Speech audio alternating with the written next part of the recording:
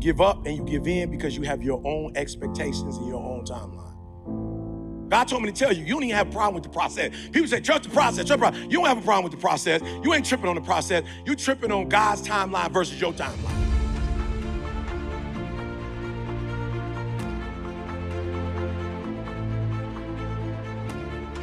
You ain't scared to work. You just, God said it's gonna take another 6 months and you thought by now it'd be, and so now the devil is discouraging you on time. Look how long God is taking. Look at what God is doing. What's going on with you?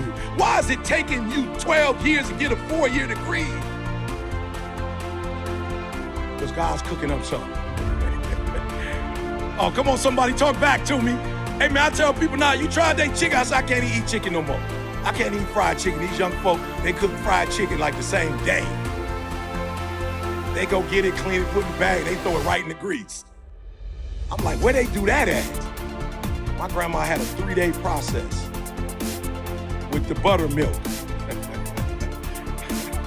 She had the buttermilk, put the buttermilk first, let it sit for a day or two, and then put the seasonings on it with the buttermilk all inside. We used to eat this back in the day.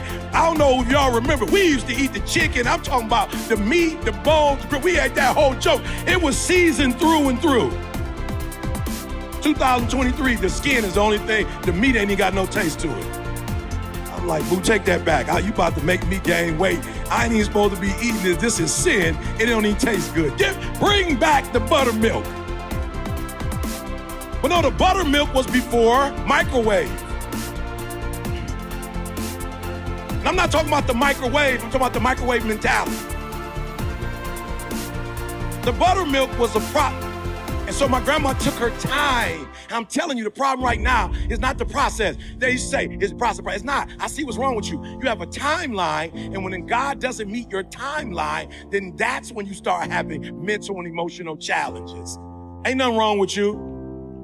Most of y'all in this room, you're not clinically something wrong. You know what I'm saying? The doctor hadn't told you something wrong, and everybody telling you depressed. Depression is when you and God are not in alignment. It'll drive anybody crazy. When you're not doing what you was called to do, when you're not doing what you were purposed to do, when you're not walking in your when you're not walking in your je ne sais quoi.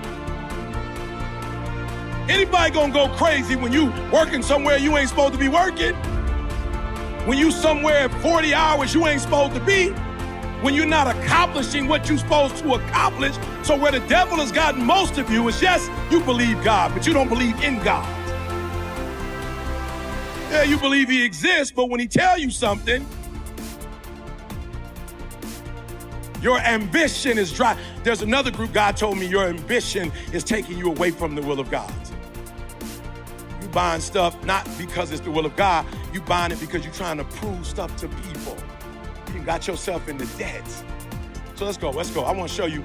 He told me to show you this, the earthly stuff, to show you the success. For I know the plans that I have for you.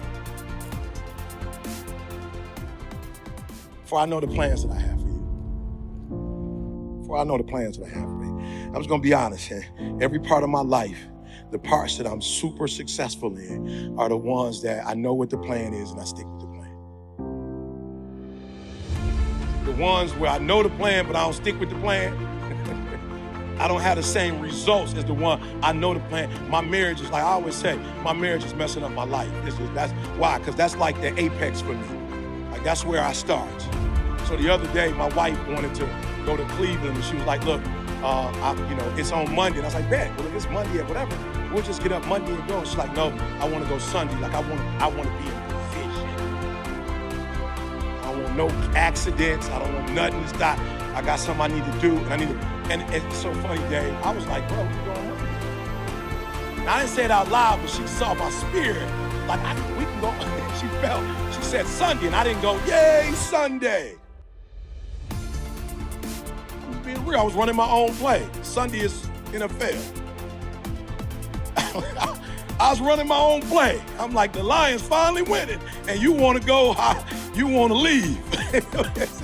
We ain't won in 70 years. We finally winning, and I got to go. You know what I'm saying? How ironic. I got to be going. I only have one day. And as I began to say that, my pilot wife says out loud, I've been traveling with you for you all this time, all these years, and you can't. I was like, let's get the car. Let's get the car. Start that joker up. Let's fill that joker up with gas. Let go. She said, bro, we talking about the last 20, 30 years. You was broke. I was the first one with the job. You was broke. First house, I couldn't even put your name on there. Your credit was so bad. Here's gonna mess up. I couldn't even take your last name in marriage because your credit was so bad.